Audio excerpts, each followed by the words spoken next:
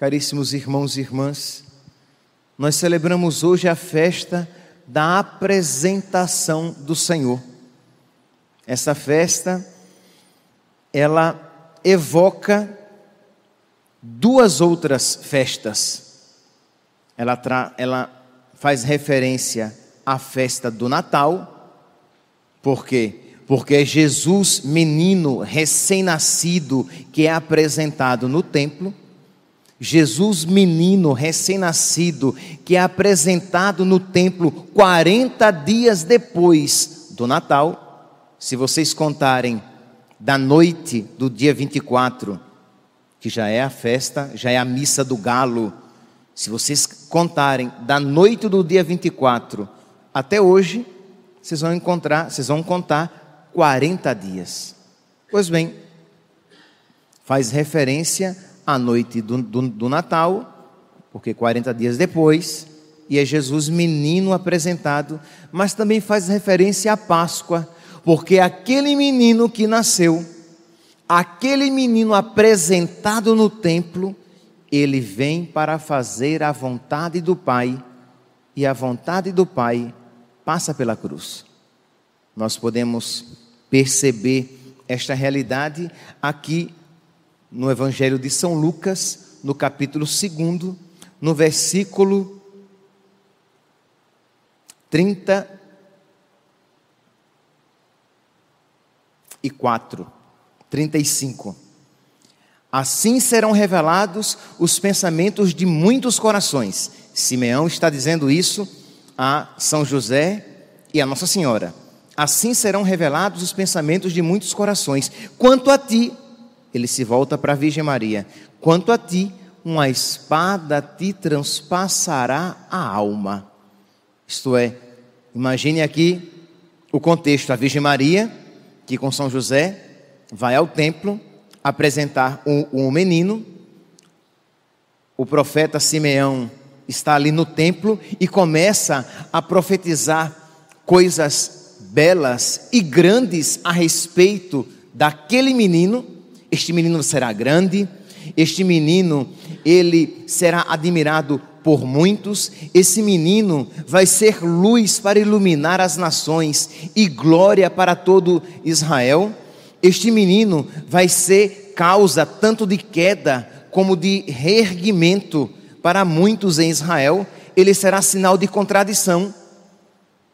Até aí, não ficou claro ainda que algo doloroso esperava por aquele menino. Ele seria sinal de contradição. Ok, talvez pelos seus ensinamentos. Ele seria causa de queda e de reerguimento. Tudo bem. O encontro com ele não seria nunca um encontro indiferente. Mas quando ele se volta para a Virgem Maria e diz: mas uma espada te transpassará a alma. Então, está falando para aquela mãe que a vinda daquele menino, de alguma maneira, lhe causaria muito sofrimento. Se nós observarmos a primeira leitura de hoje, retirada da carta aos Hebreus, nós vemos, se nós formos um pouco à frente, nós ouviríamos aquela afirmação clássica de nosso Senhor: eis que venho fazer a vossa vontade, Senhor. Que faz referência a um outro salmo que diz: eis que venho fazer com prazer a vossa vontade, Senhor. Jesus é apresentado no templo, Jesus entra no templo para fazer a vontade do Pai. E a vontade do Pai, repito, passa a cruz, passa pela vontade do Pai. O sofrimento passa pela vontade do Pai. E Jesus aceita livremente a cruz. Jesus aceita livremente a dor. Jesus aceita livremente a tribulação que consistiria a sua missão. A tribulação estaria presente na sua missão. E por que, meus irmãos? Porque o sofrimento passa pela vontade do Pai. E porque Jesus aceita o sofrimento e o abraça como um caminho de fazer a vontade do Pai, porque é no sofrimento que mais do que nunca Jesus manifesta o seu amor a Deus, o seu amor ao Pai e o seu amor por nós. É exatamente por causa disso que Jesus toma um corpo, que Jesus se encarna, que Jesus se reveste da nossa humanidade e com ela se faz uma só coisa, para que Ele pudesse sofrer por nós e fazer com que não houvesse dúvidas nenhuma do seu amor por nós. Meus irmãos, nós estamos falando do nosso Senhor e Mestre, de modo que o caminho dele é o nosso caminho também. Nós não podemos querer ser cristãos sem passar pela cruz. Essa é uma realidade sabida, mas não profundamente enraizada nos nossos corações. Isto é, nós sabemos que nosso Senhor disse que quem quiser segui-lo, tome sua cruz e o siga. Nós sabemos que Jesus disse que quem quiser ser discípulo dele precisa renunciar-se a si mesmo. Nós sabemos que Jesus disse que o grão de trigo, se cai na terra e não morre, não produz fruto, mas se morre, produz fruto. Jesus se referia a ele, mas também se referia a nós. Se nós quiséssemos produzir frutos, nós devemos estar dispostos a participar da sua paixão na nossa vida. Mas essa realidade ainda não está profundamente enraizada em nós, ao ponto de se fazer uma só coisa em nós, porque nós, não poucas vezes, nós somos inimigos da cruz, como diz São Paulo. Isto é, o sofrimento, a cruz, é uma realidade, no máximo, a contragosto, e porque não há outra possibilidade, suportada. A cruz, já que não tem outro caminho, com cara feia, né, a contragosto, então eu suporto a cruz na minha vida. Não existe uma postura de fé de quem, como Jesus diz, eis que venho fazer com prazer a vossa vontade, Senhor. Jesus que entra no templo, já no coração daquele menino, naquele coração grande e pequenino, esta realidade ali estava presente. E nós precisamos, meus irmãos, se queremos entrar com o Senhor no templo, entrar com velas acesas, com a chama da fé, nós precisamos pedir a nosso Senhor que Ele nos converta o nosso coração. Meu Deus, converte o meu coração para que eu queira o que Tu quiseste para Ti, para que eu ame o que Tu amaste na terra, fazer a vontade do Pai, em primeiro lugar, para que eu busque com todas as forças da minha alma aquilo que Tu buscaste na terra, o Pai, e fazer a vontade do Pai, e alegrar o coração do Pai, e ser um verdadeiro filho. Se nós, meus irmãos, separarmos esta realidade de sacrifício e seguimento a Jesus, nós perderemos todo o significado, nós perderemos o centro da nossa fé. Imagine, para aqueles que participam da missa todos os dias, nós participamos de um sacrifício, do sacrifício da Santa Missa. Nós comungamos de um sacrifício. E o que é comungar? Comungar é fazer comunhão. É tanto que é um outro nome para a Eucaristia.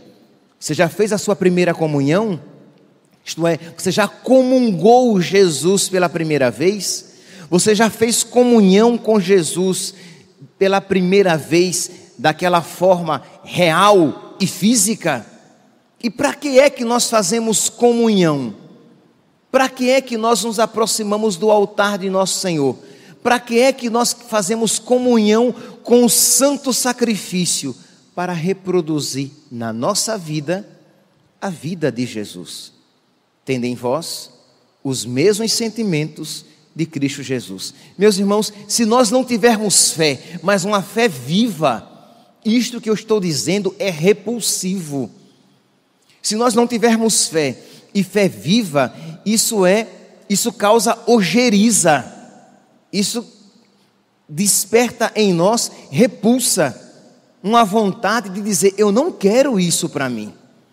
Eu não quero abraçar a cruz e ir ao encontro da cruz. No máximo, se não tiver jeito, com muita cara feia, eu aceito os sofrimentos da vida.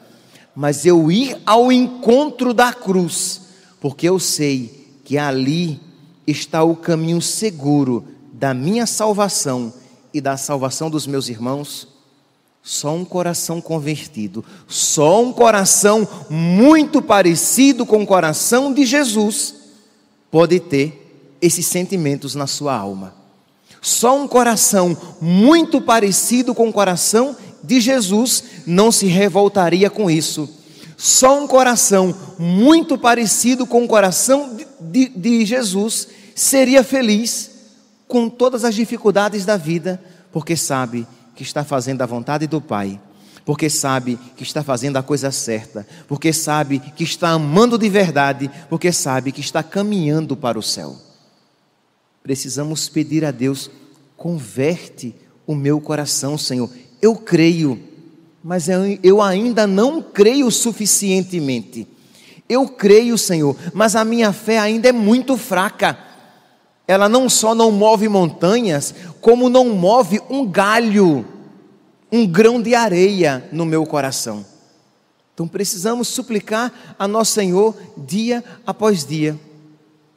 Neste dia 2 de fevereiro, Nossa Senhora, ela nos ensina também esta verdade tão evangélica.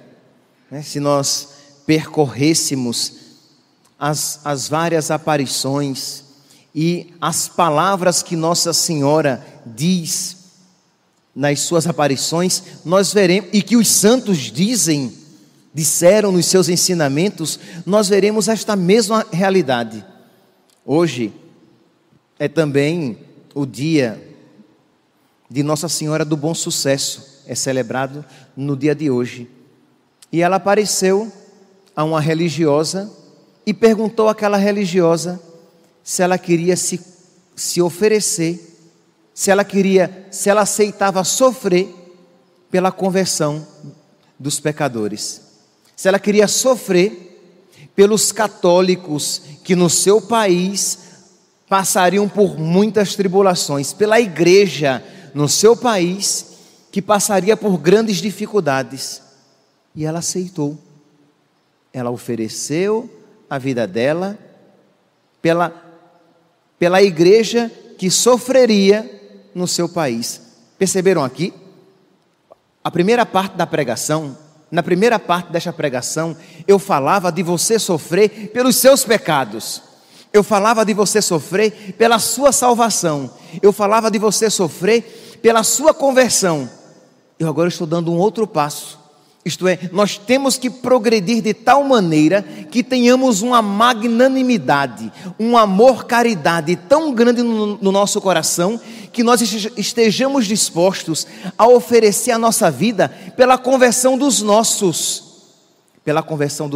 filhos. Imagine um pai, uma mãe que dizem: meu Deus, eu aceito todo o sofrimento neste mundo pela conversão e salvação dos meus filhos.